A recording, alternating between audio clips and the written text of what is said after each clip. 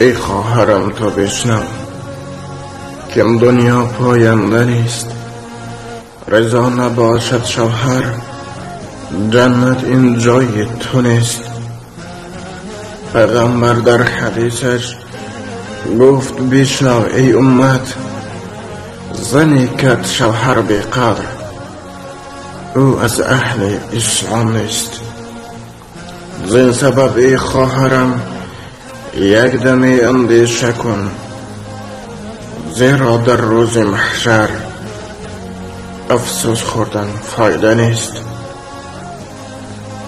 در نزد هر زن و مرد غیبت مکن شوهرت، که این اعمال ناپاک بر ما و تو روا نیست. گوش کن تو پندی امید ای خواهر مؤمنم، در یاد دار که حسنت در تنت پاینده نیست. مکن فراموش تو هیچ روز حساب اعمال، بدنام مکن تو خود را که در تو زیبنده نیست. زمانه گشت ویران، زن شد پیرو شیطان، افتاد به عشق دنیا، در دل مهر و وفا نیست.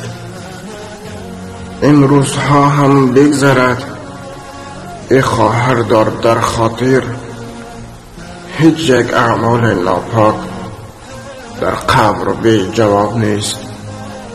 زر و زیوری دنیا کرد به خود زنها غلام، فکر میکنند که فردا بر این لایق جزا نیست. آگاه باش ای خواهر، هر دمی ماست غنیمت، مکن فراموش الله که آخرش بخیر نیست. ای خواهرم تو بشنو که دنیا پاینده نیست. رضا نباشد شوهر، جنت این جای تو نیست.